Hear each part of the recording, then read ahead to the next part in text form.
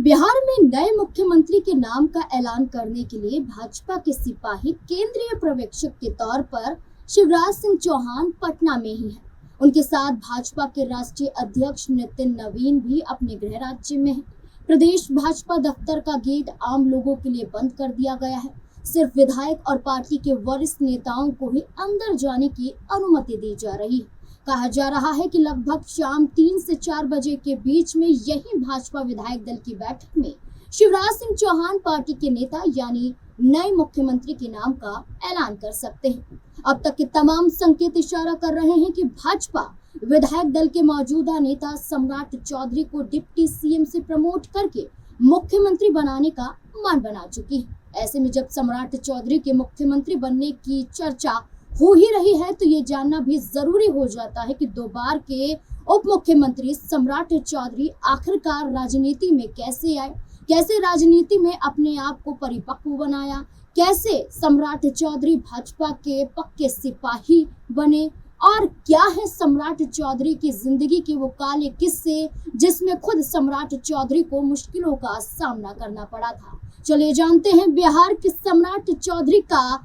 सफरनामा। नमस्कार, मैं हूं नाज़मीन खान और आप देख रहे हैं हमारा खास प्रोग्राम। बिहार का मुख्यमंत्री चेहरा सम्राट चौधरी। जनता दल यूनाइटेड के अध्यक्ष और सीएम नीतीश कुमार ने अपने कैबिनेट की बैठक कर ली है। इस आखिरी बैठक के बाद राज्यपाल को नीतीश कुमार इस्तीफा सौंप देंगे या जब तक आप तक ये खबर पहुंचेगी नीतीश कुमार इस्तीफा सौंप चुके हों।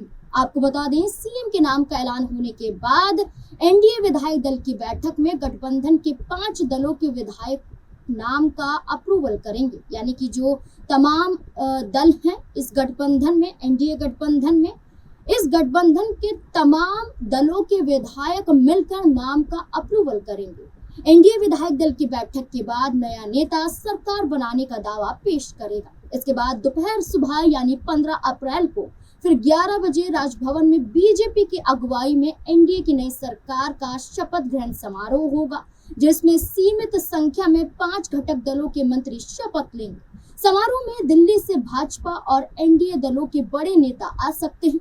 नए सीएम को लेकर अटकलों का दौर चल रहा है। सीएम पद के लिए नित्यानंद राय, विजय सिन्हा, जनक राम, रेणु देवी, दिलीप जायसवाल, संजय जायसवाल, मंगल पांडे, श्रेयसी सिंह जैसे कई नामों पर चर्चा है।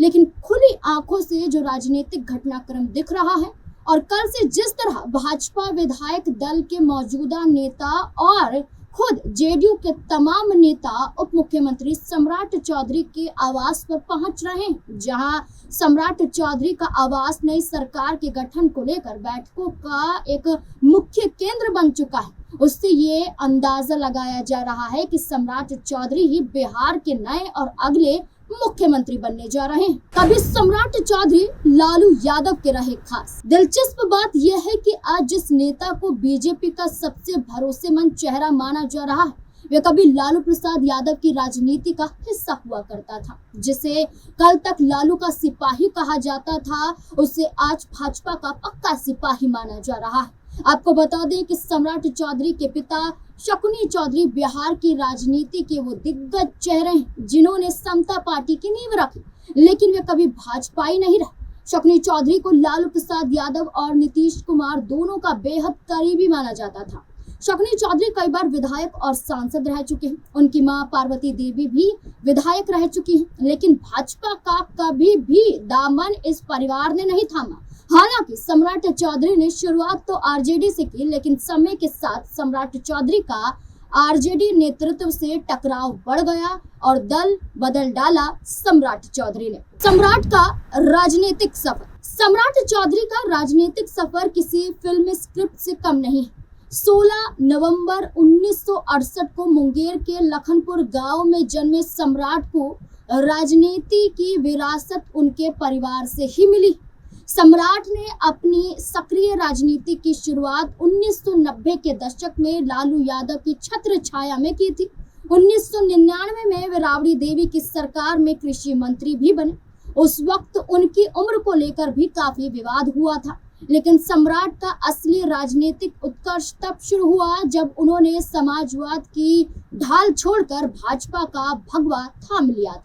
2018 में भाजपा में शामिल होने के बाद उन्होंने महज 8 साल के भीतर वो मुकाम हासिल कर लिया जिसे पाने में दशकों लग जाते हैं। बदले कई दल लेकिन असली पहचान बीजेपी में। राजनीति में कई दलों का अनुभव लेने के बाद सम्राट चौधरी ने 2018 के आसपास बीजेपी का दामन थामा।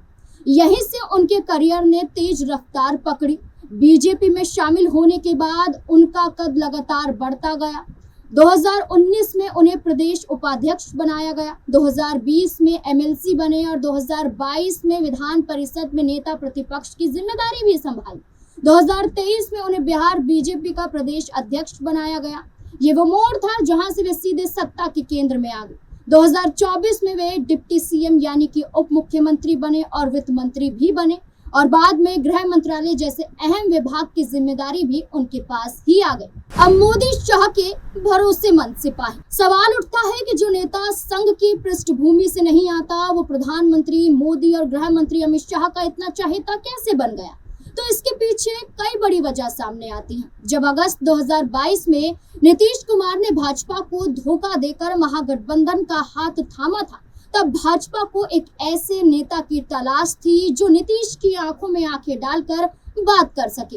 अमित शाह ने सम्राट चौधरी को प्रदेश अध्यक्ष बनाकर उन पर बड़ा दांव खेला। सम्राट ने भी हार नहीं मानी और संकल्प लिया कि जब तक नीतीश कुमार को मुख्यमंत्री कुर्सी से नहीं हटा देंगे तब तक सिर पर मुरेठा यानी कि जो पगड़ी बंधी हुई है उसे खोलेंगे नहीं। उनकी ये जिद और फिर अयोध्या में राम मंदिर दर्शन के बाद इस संकल्प को पूरा करना दिल्ली दरबार को भा गया।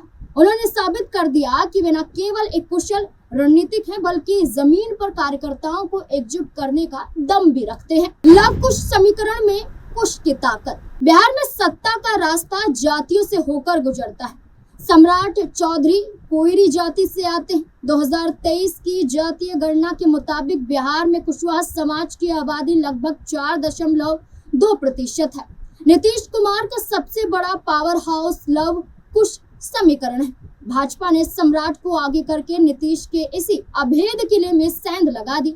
सम्राट को आगे रखने के पीछे भाजपा की सोची समझी रणनीति है कि यादवों के बाद सबसे बड़े ओवैसी समूह यानी कुशवाहा समाज को अपने पाले में लाया जाए। सम्राट की छवि एक कड़क ओबीसी नेता की है जो न केवल अपने समाज की बात करता है बल्कि पूरे ओबीसी वर्ग को भाजपा के पक्ष में लामबंद करने की क्षमता भी रखता है। सम्राट में योगी मॉडल की झलक। नवंबर 2025 में जब सम्राट चौधरी दोबारा उप मुख्यमंत्री बने और उन्हें गृह विभाग की जिम्मेदारी मिली तो बिहार की पुलिसिंग में बड़ा बदलाव दिखा। जबकि पिछले 20 साल से नीतीश कुमार अपने पास इस विभाग को रखते थे, लेकिन सम्राट चौधरी के पद संभालते ही अपराधियों को साफ करने की चेतावनी दी गई। ये कहा गया, अपराध छोड़ो या बिहार छोड़ो। बेगूसराय के गैंगस्टर शिवदत्त राय पर हुई त्वरित कार्यवाही को बिहार के लोगों ने यूपी वाले योगी मॉडल की शुरुआत माना। उन्होंने महिलाओं की सुरक्षा के लिए अभय ब्रिगेड और पिंक पुलिसिंग की शुरुआत की। साथ ही डायल 112 के रिस्पांस टाइम को 10 मिनट से कम करने के निर्देश दिए। अवैध खनन और भू माफियाओं के खिलाफ उनके बुलडोजर वाले तेवर ने उन्हें भाजपा आला कमान की नजरों में और भी ज्यादा ऊंचा उठा दिया। विवादों से लेकर उपलब्धियों तक सम्राट का परिवार बिहार के सबसे रसूखदार राजनीतिक परिवारों में से एक है। पिता शकुनी चौधरी 7 बार विधायक और सांसद रहे तो माता पार्वती देवी भी तारापुर से विधायक रह चुकी हैं। पत्नी और अपने दोनों बच्चों संग सम्राट चौधरी साथ ही रहते हैं। उनका एक बेटा और एक बेटी है जो विधानसभा चुनाव के दौरान वोट डालने के बाद मीडिया के कैमरों पर सामने आए थे। सम्राट ने अपनी उच्च शिक्षा मदुरै कामराज विश्वविद्यालय से प्राप्त की। हालांकि उनकी डिग्री को लेकर समय समय पर विरोधियों ने सवाल भी उठाए। उनका निजी जीवन अनुशासन और राजनीति के प्रति समर्पण से भरा रहा। 1995 में राजनीति की शुरुआती दौर में वे 89 दिनों के लिए जेल भी गए थे, जिसका जिक्र बिहार विधान परिषद की वेबसाइट पर भी उपलब्ध है। ये उनके जुझारू व्यक्तित्व को दिखाता है कि वे जमीन से उठकर आज सत्ता के शीर्ष तक कैसे पहुंचे। सम्राट चौधरी की जिंदगी से जुड़े विवाद, काला सच। पहला, सम्राट चौधरी की जाति क्या है, इस पर बड़ा विवाद हुआ था। पिता की राजनीतिक लाइन से हटकर सम्राट चौधरी नजर आए, ये एक बड़ा विवाद है। सम्राट चौधरी ने सिर पर पगड़ी बांधी थी, इसको लेकर भी बवाल उस वक्त पर हुआ था जब उन्होंने खोल दी तो ये कहा था कि क्या अपनी ही कसम तोड़ रहे हैं। उनकी डिग्री और पढ़ाई के विवरण में स्पष्टता की कमी, यानी कि जो उनकी डिग्री और पढ़ाई को लेकर जो जानकारी हलफनामे में साझा की गई थी उस पर कई बड़े सवाल खड़े किए गए। महिला विशेष पर टारगेट विवादित बयान, जो बयान रोहिणी को लेकर सम्राट चौधरी ने लोकसभा चुनाव के दौरान दिए थे, उस पर बड़ा विवाद हुआ था। सम्राट चौधरी की उम्र पर भी कई बड़े सवाल खड़े रहे हैं। ये विवाद सम्राट चौधरी से जुड़े हुए हैं, लेकिन चर्चा अब सम्राट चौधरी पर यह है कि नीतीश कुमार के बाद अगर बिहार की कमान बीजेपी के जरिए कोई संभाल सकता है तो वो सम्राट चौधरी है। लेकिन अब देखना होगा कि फैसला क्या होगा।